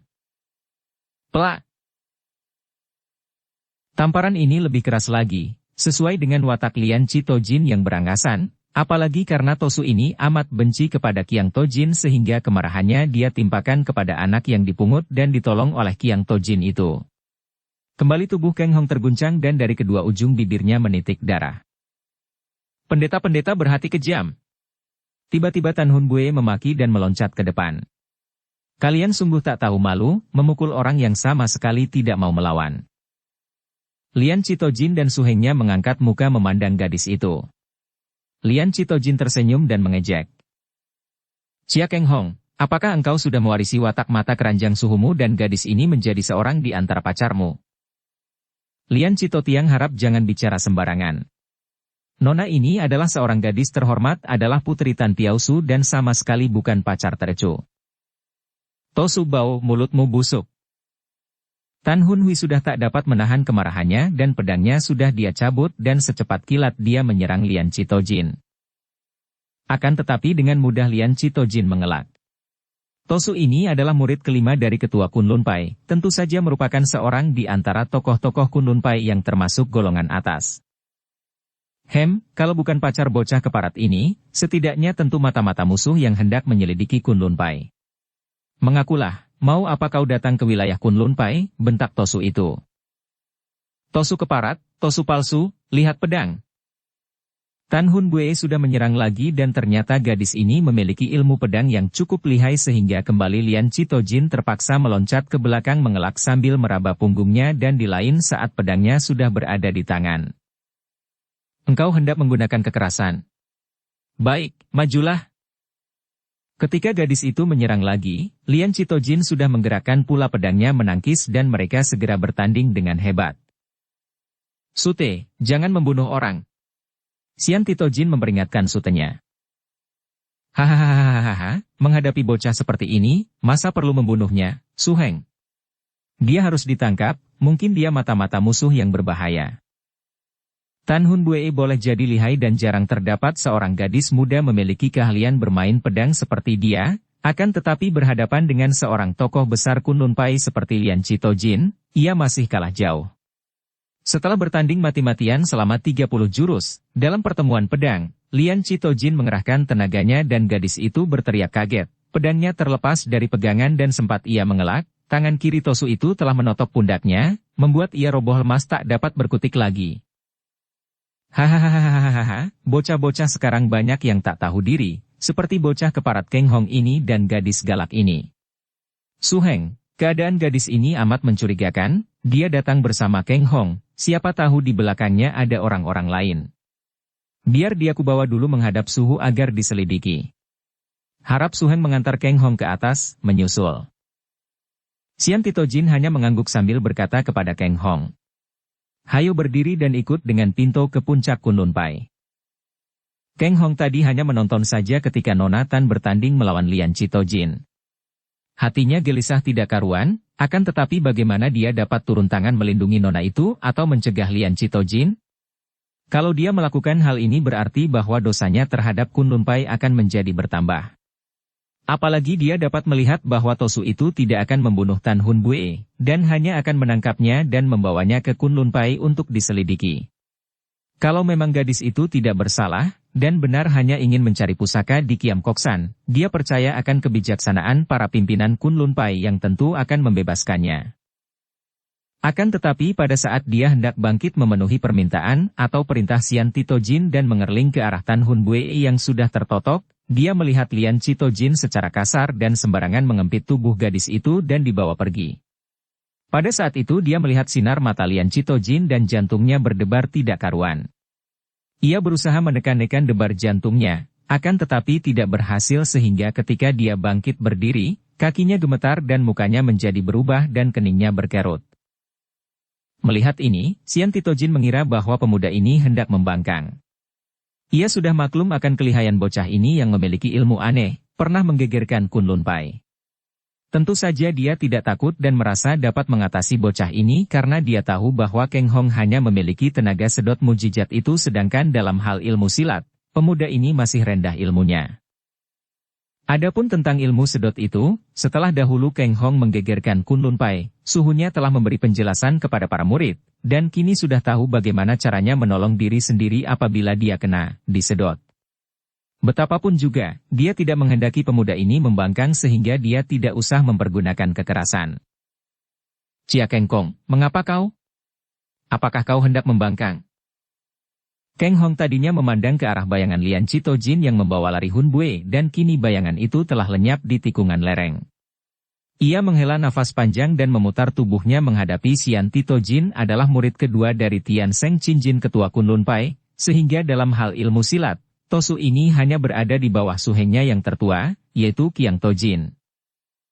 Totiang, mengapa Totiang membiarkan Lian Citojin membawa pergi Nona Tan? Mengapa tidak bersama-sama saja?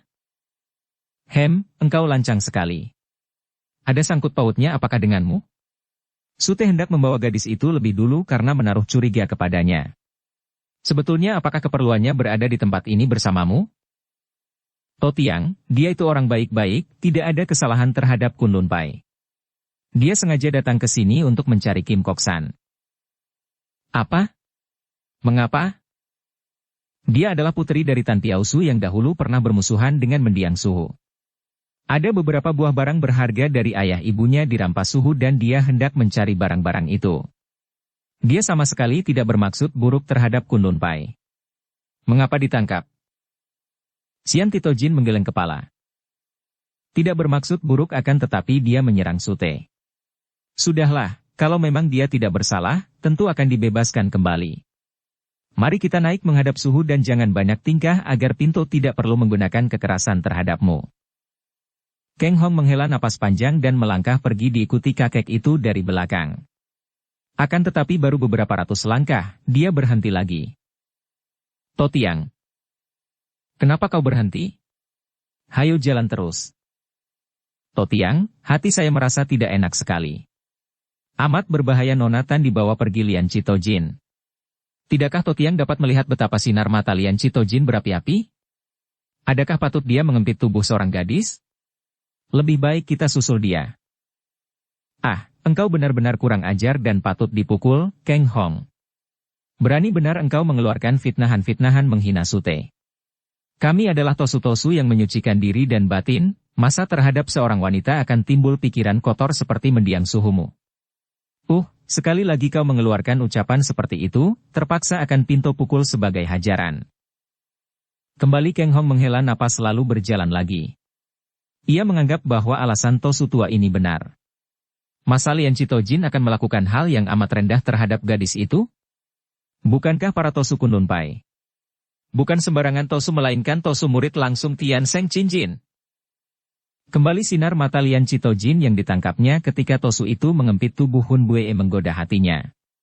Betapapun percaya dia akan alasan Xian Titojin tadi, namun sinar mata itu seperti mata orang kehausan melihat air, mata orang melihat makanan, mata seekor anjing melihat daging, mata yang penuh memancarkan nafsu berahi.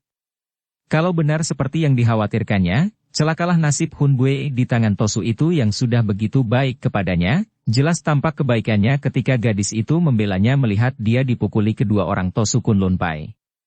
Betapa beraninya membelanya dari dua orang tosu yang lihai. Gadis yang berwatak pendekar, gagah perkasa. Dan kini terancam bahaya yang lebih hebat daripada maut bagi seorang gadis. Totiang, terpaksa Tecu harus menyusul Nona Tan. Cia Kang Hong, berhenti. Kalau tidak, terpaksa kupukul kau. Namun Kang Hong sudah meloncat pergi hendak mengejar Lian Citojin. Kang Hong, kalau tidak berhenti, Pinto memukulmu. Kembali teriakan Xian Titojin menggema di belakangnya dan tosu itu telah mengejarnya. Kang Hong berpikir cepat. Kalau dia menggunakan ginkangnya, dia hanya akan menang sedikit karena para tosu Kunlun Pai tentu saja memiliki ginkang yang hebat. Dan kalau dikejar-kejar, bagaimana dia dapat mencari Hun Bue? Setelah berpikir, dia lalu berlari terus, sengaja memperlambat larinya. Peringatan terakhir, Kang Hong. Berhentilah. Kang Hong berlari terus. Xian Cai. Pinto terpaksa memukulmu. Angin pukulan dahsyat menyambar dari belakang. Kang Hong cepat membalikkan tubuhnya, mengerahkan sinkangnya ke lengan dan menangkis pukulan itu terus mendorong ke samping. Duh! Tubuh Xian Titojin terpental ke belakang seperti disambar angin yang amat kuat sehingga dia berseru kaget.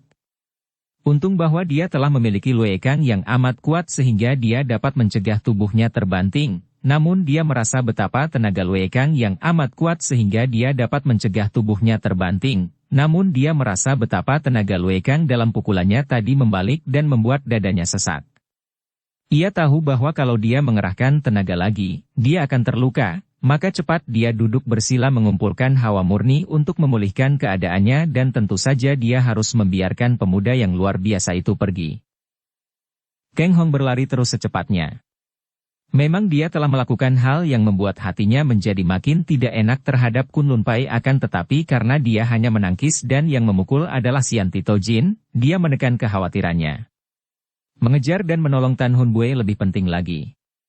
Ia tadi melihat bayangan Lian Citojin yang membawa lari nona itu naik ke atas, maka kini dia pun mengejar, belum juga dia dapat menyusul. Hatinya menjadi penasaran dan gelisah. Dari sebuah puncak dia telah dapat melihat dinding tinggi dari Kunlun Pai dan tidak tampak bayangan tosu itu. Kalau Lian Citojin membawa Hun Bue ke Kunlun Pai, dia tidak usah khawatir. Akan tetapi dia merasa curiga dan menduga bahwa tentu nona itu tidak dibawa ke sana. Maka dia lalu membelok dan kembali menuruni puncak, lalu mencoba untuk mencari ke dalam sebuah hutan besar yang berada di lereng. Kalau Tosu itu yang sinar matanya penuh nafsu berniat melakukan kekejian, tidak ada tempat yang lebih baik daripada dalam hutan itu. Setibanya di dalam hutan, dia mencari-cari. Keadaan dalam hutan sunyi senyap. Tiba-tiba Keng Hong menghentikan langkahnya dan membungkuk, mengambil sehelai pita sutera hijau yang berbau harum. Agaknya pita rambut atau pita pelindung leher dan tak salah lagi, warna hijau muda ini menyatakan bahwa pita ini milik Tan Hun Bue. Tentu orangnya berada tak jauh dari tempat ini. Hatinya makin tidak enak dan berdebar. Tan Xiaoqia, Nona Tan, ia memanggil. Tiada jawaban. Ia meneliti dan akhirnya melihat tapak kaki di atas tanah yang agak basah. Namun cukup baginya. Kaki itu menuju ke arah serumpun alang-alang atau rumput tinggi di sebelah kirinya. Cepat dia menerobos semak-semak itu dan akhirnya dia melihat Tan Hun Bue menggeletak di atas rumput, tersembunyi di balik semak-semak yang tebal. Gadis itu dalam keadaan pingsan, agaknya tertotok dan melihat keadaan pakaiannya, hati Keng Hong seperti ditusuk pisau. Gadis ini telah diperkosa. Dengan hati penuh iba, dia membereskan pakaian itu sedapat mungkin, kemudian dia mengurut tengkuk dan punggung Tan Hun Bue. Gadis itu mengeluh, membuka matanya dan berteriak kaget sambil meloncat berdiri. Sepasang mata yang tajam itu sejenak menunduk, meneliti keadaan dirinya, kemudian wajah itu diangkat memandang Keng Hong, pucat sekali dan matanya liar. Kau, laki-laki jahat. Apa yang telah kau perbuat atas diriku? Air mata deras mengalir di sepasang pipi yang makin pucat dan mata itu makin beringas. Tenanglah, Nona. Aku mendapatkan Nona menggeletak di sini, dan... Bohong. Engkau telah melakukan kekejian kepadaku. Engkau murid Shinjiu Qiamong, keparat busuk. Hun Bue tiba-tiba menerkam ke depan dan menyerang Keng Hong dengan pukulan ke arah dada pemuda itu. Saking kaget dan menyesal menyaksikan kesalahpahaman ini, Keng Hong sampai tidak sempat mengelak. Akan tetapi begitu dadanya terpukul, otomatis sinkang di tubuhnya bergerak. Duk! Dan tubuh gadis itu terjengkang roboh sendiri. Nona, sungguh mati, aku tidak. Laki-laki jahanam. Pengecut hina dina. Sudah berani berbuat tidak berani bertanggung jawab, malah menyangkal keparat. Kembali Hun Bue membuat gadis ini lemah. Selain berduka dan malu, juga air matanya membuat kedua matanya sukar melihat. Serangan-serangannya ngawur dan asal pukul saja. Keng Hong merasa kasihan, akan tetapi juga bingung menghadapi gadis yang mengamuk tidak karuan itu. Akhirnya dia berhasil menangkap kedua pergelangan tangan gadis itu sehingga tak dapat bergerak lagi, lalu berkata, Dengarlah Nona, aku tidak melakukan sesuatu kepadamu, kudapati engkau telah menggeletak pingsan di sini. Untung bagi Keng Hong bahwa sebelum suhunya meninggal dunia, kakek sakti itu telah mengoperkan hawa sinkang mujizat ke dalam tubuh muridnya sehingga otomatis Keng Hong memiliki sinkang kuat sekali seperti mendiang suhunya dan tanpa dia sadari pula dia telah memiliki ginkang yang membuat tubuhnya seolah-olah dapat bergerak di luar kesadarannya. Datangnya pukulan Ou bengkok cepat, namun tubuh pemuda itu lebih cepat lagi, membuang diri ke belakang lalu bergulingan menjauhi lawan. Orang-orang yang menyerangnya adalah orang-orang yang berkedudukan tinggi, sedikit banyak merasa malu dan sungkan untuk mengeroyok seorang pemuda, maka mereka itu begitu menyerang dan luput, merasa sungkan untuk mendesak, membiarkan orang lain yang lebih dekat untuk turun tangan. Wuk! Ketika tubuh Keng Hong sedang bergulingan, kaki Kok Leong Chu, Tosu kedua dari Kong Tongolo Jin ini selain ilmu pukulan Ang Leong Jiaokang yang dimiliki oleh mereka berlima, juga terkenal lihai dalam ilmu tendangannya. Datangnya tendangan cepat dan tak terduga sehingga tubuh Keng Hong terlempar ketika dicium ujung sepatunya.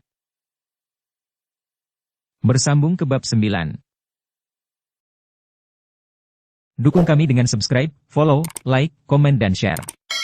Terima kasih.